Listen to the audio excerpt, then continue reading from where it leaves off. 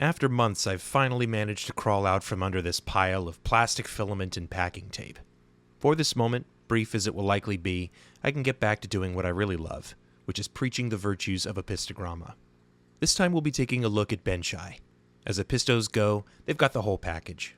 Striking color, ambiguous pronunciation, and a penchant for violence. I've been fortunate to raise a couple of spawns this last year, and send more out into the world so that others can join me in appreciating their greatness and trying to figure out what Inca 50 means.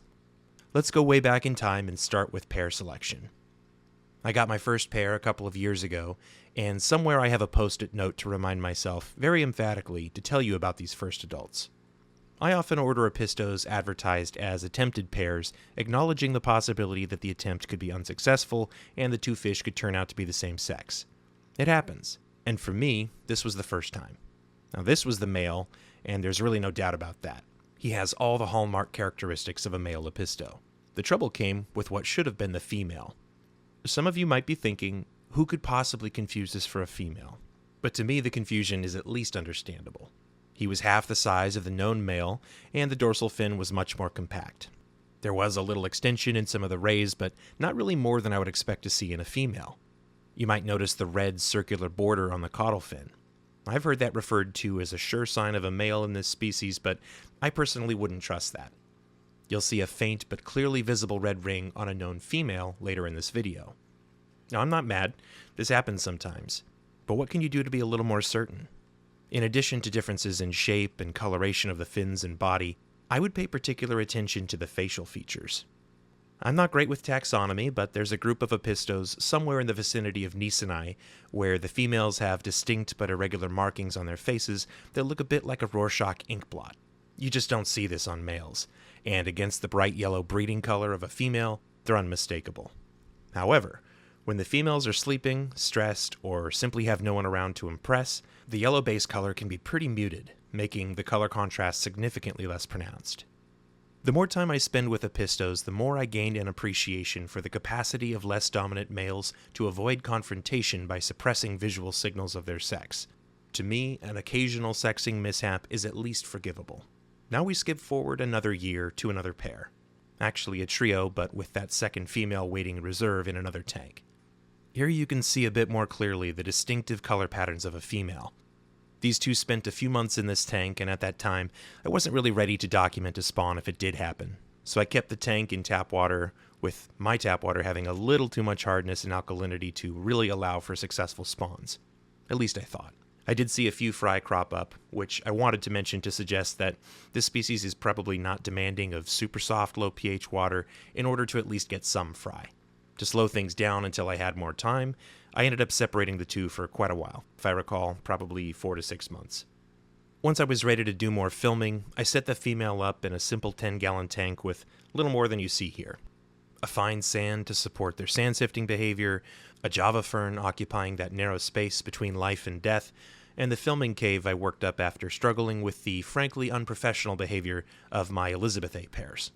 Don't worry about this. This is for me. It's for filming. For you at home, get yourself a coconut hut or something along those lines. I kept the water right around 80 degrees and cut my tap water in half with RODI.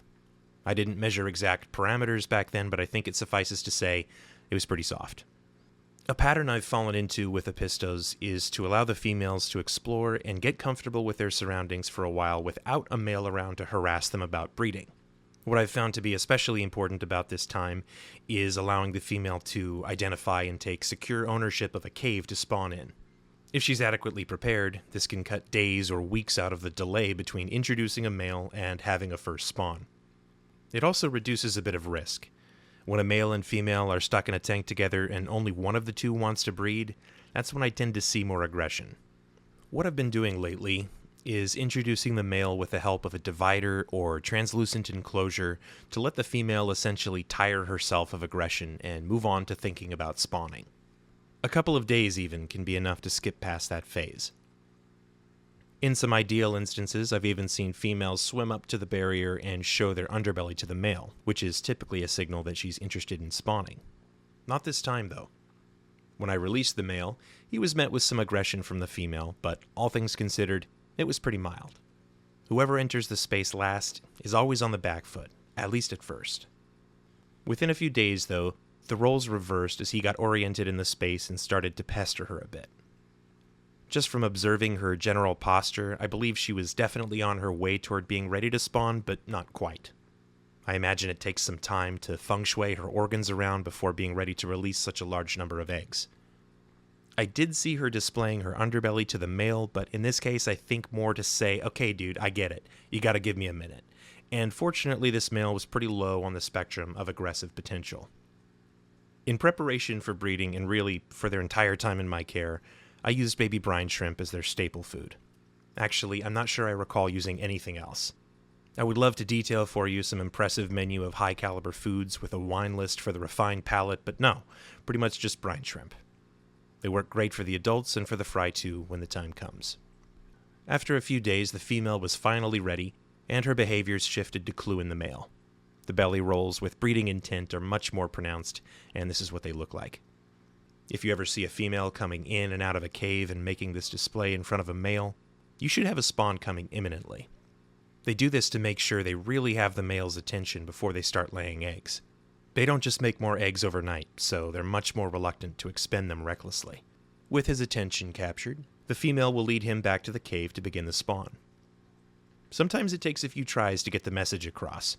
The males can seem a bit dense at times, but you have to remember, a week ago he might have gotten his ass kicked for entering this cave uninvited, and if you look at the state of his caudal fin, I think he did.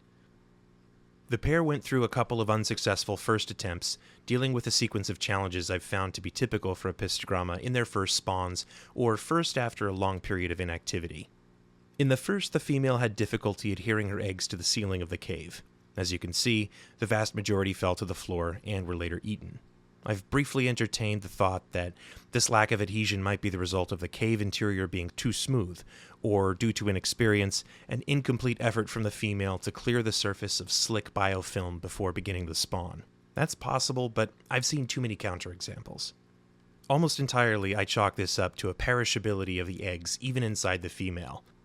I think they can go stale, and eggs past their prime don't seem to adhere very well. With few eggs left to care for, she soon gave up and resigned to try again next time. On their next attempt, the female chose this time to place her eggs on the wall. A difference that I can't attribute to any particular cause or forethought on the part of the fish.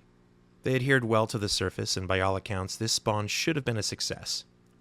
After the eggs are laid and the male dismissed to play outside, the female goes on to care for the eggs during their incubation.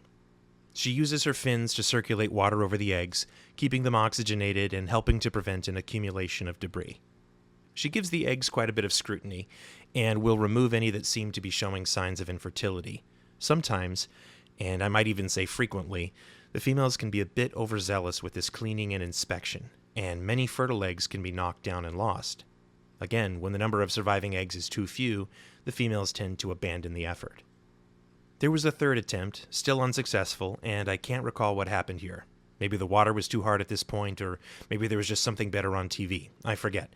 But on the fourth try, they finally produced a respectable clutch of healthy eggs. After the spawn, I moved the male out to another tank and left the female to care for the eggs. On this round, the female really flexed her parenting skills and decided not to knock them off the ceiling. From here, things went just as I've seen for other species. It took a little over 48 hours for the eggs to hatch. As the wigglers broke free from their eggs, this female confirmed a couple of behaviors that I've always suspected, but I've never been able to prove. Please forgive this very grainy video. It's about 4 years old and it was pretty dark. But you can clearly see a few wigglers attached to the back wall of this cave. I always wondered how they got there. The eggs weren't laid there, and with the conical shape of the cave, they couldn't have fallen from the ceiling into that position. I always figured that the female picked them up and put them there, but as many spawns as I've watched, I've never actually seen one do that. Until now, that is. This one did it constantly. The other thing I've always suspected the females do is actively plucking wigglers out of the wreckage of their eggs to move them somewhere clean. Most of the time that ends up being the floor, but given this female's proclivity for readhering them to the walls, I think it worked out especially well in this instance. And I saw her do it. Over the next 3 days, the fry continued to absorb their egg sacs and gradually developed more complete features. All the while, the female moved them back and forth in the cave, pasting them on one wall or the other. This was really an incredible behavior to see in such detail. The only downside that occurs to me is that despite the ability of many cichlids to envelop fry in their mouths without harming them, I don't think it's an exact science. My totally undocumented and intuitive feeling is that the more often fry get picked up and moved, the more their numbers seem to slowly dwindle. Regardless, we got a nice group of fry that once free swimming were very curious about the camera and the outside world. Eventually the female led them outside to a little offshoot of Java fern that was covered in mulm around the base. A perfect place for the fry to find little microorganisms to pick at. This is perfect instinct. You love to see it. But you know me, I like to put my thumb on the scales of fate a little bit, so I used a coral feeder to release some cultured paramecium in their area.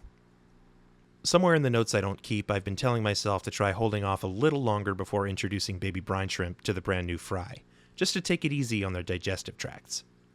I don't think I made it through more than a day before concluding that I don't need to be so targeted with the feeding, and I dumped in a large volume of paramecium and just flooded the tank with essentially non-perishable food supply. I don't really have any complaints about how this turned out. I would do it again. You can put on a lot of size in a short time with paramecium, and that was the goal. It wasn't until 3 or 4 days later that I started to introduce brine shrimp. As they always do, the brine shrimp accelerated the growth rate of the fry, and under the watchful eyes of the female, they quickly grew larger and more confident. As they transition into a juvenile phase, I try to watch carefully for the temperament of the female to shift. Once the fry get to about this size, where they're fairly independent and also maybe large and dumb enough to be dangerous, a female can decide quickly and without much warning that it's time to eject them from the area to make a safe space for a new spawn. I don't want them getting beat up, so once I see that behavior start to show itself, I move the female out of the tank. From here, the rest of the process is pretty routine and uncomplicated.